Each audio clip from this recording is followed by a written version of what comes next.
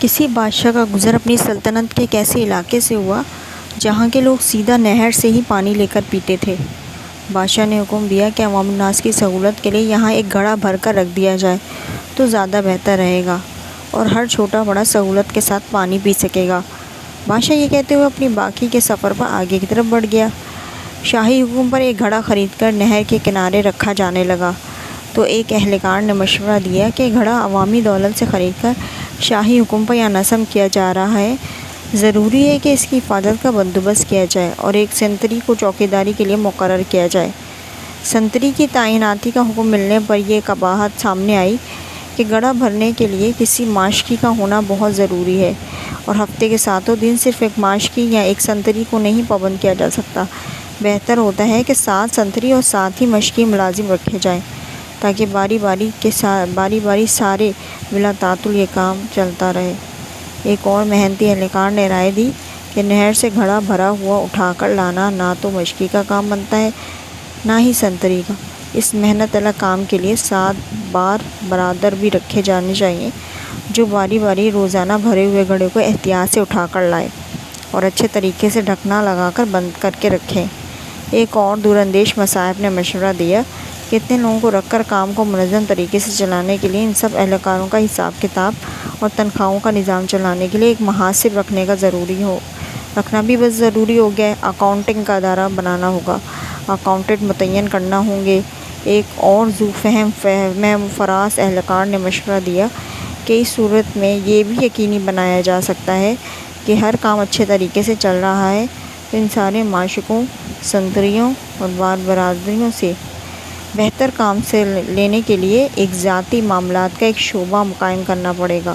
ایک اور مشورہ آیا کہ یہ سب کچھ ٹھیک ہو رہا ہے مگر ملازمین کے درمیان میں لڑائی جھگڑا یا کوئی زیادتی ہو جاتی ہے تو اس کا تصفیہ ان کے درمیان صلح صفائی کون کرائے گا تاکہ کام بلا تعطل چلا رہے۔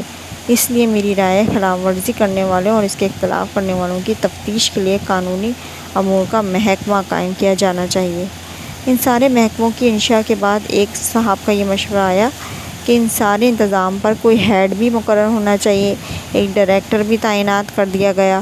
سال کے بعد حزب روایت بادشاہ کا اپنی رعایا کے دورے کے دوران اس مقام سے گزر ہوا تو اس نے دیکھا کہ نہر کے کنارے کئی کنال کا رقبے پر ایک عظیم الشان عمارت کا وجود آ چکا ہے جس پر لگی ہوئی روشنیاں دور سے نظر آتی ہے اور عمارت کا دبدبہ آنکھوں کو خیرہ کرتا ہے۔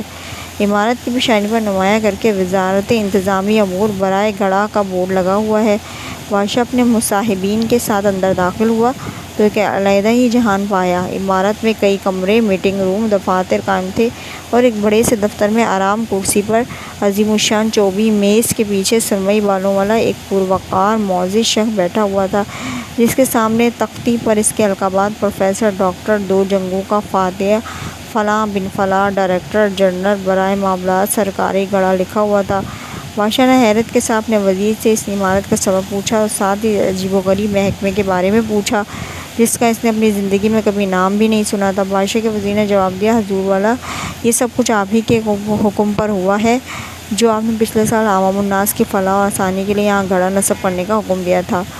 بادشاہ مزید حیرت کے ساتھ باہر نکل کے اس گھڑے کو دیکھنے گیا جس کو لگانے کا اس نے حکم دیا تھا۔ بادشاہ نے دیکھا گھڑا نہ صرف خالی بلکہ ٹوٹا ہوا ہے اور بلکہ اس کے اندر ایک مرا ہوا پرندہ بھی پڑا ہوا ہے۔ گھڑے کے اطراف میں بے شمار لوگ آرام کرتے اور سوئے ہوئے پڑے ہیں اور سامنے ایک بڑا بورڈ لگا ہوا تھا، گھڑے کی مرمت اور بحالی کے لیے عطیات جمع کرائیں، منجانب وزارت انتظامی امور برائے گھڑا۔ یہ ہے میرے وطن کی کہانی۔ وفاقی وزیر مملکت، صوبائی وزیر، پرسنل سیکرٹری، مشیر اور عہدے اور پروٹوکول اور کام 0۔